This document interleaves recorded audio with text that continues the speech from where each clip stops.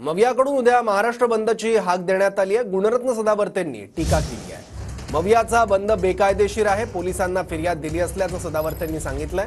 पवार ठाकरे कायद्यापेक्षा मोठे नाहीत, त्यांना अटक करावी लागेल असं सदावर्तेंनी म्हटलंय। मवियाचा उद्याचा महाराष्ट्र बंद गलिच्छ राजकारणासाठी असल्याचा आरोप देखील सदावर्तेंनी केलाय। आमचे दोन चिमुकल्या ताई ज्यांच्यावर अत्याचार झाला त्याचं दुःख आम्हाला आहे। म्हणजे न्याय मिळण्यासाठी ती बंद नाही आहे, तो गलिच्छ राजकारणासाठीचा बंद आहे।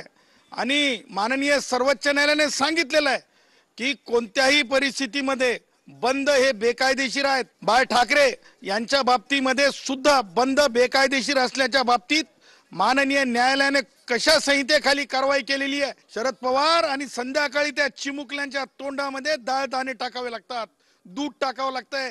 अशा कष्टकऱ्यांना काय तुम्ही पैसे देणार आहेत का?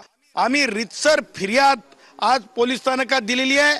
त्या फिर्यादीमध्ये सर्वोच्च न्यायालयाच्या निर्देशाचा उल्लेख केलेला आहे, उद्धव ठाकरेच्या ट्विटचा उल्लेख केलेला आहे। सगळ्या गोष्टीचं म्हणजे माहितीसह आज आम्ही खेरवाडी पोलीस स्थानकात तक्रार दिली। तीच तक्रार पोलीस आयुक्तांना दिली, पाठवली ईमेलद्वारे।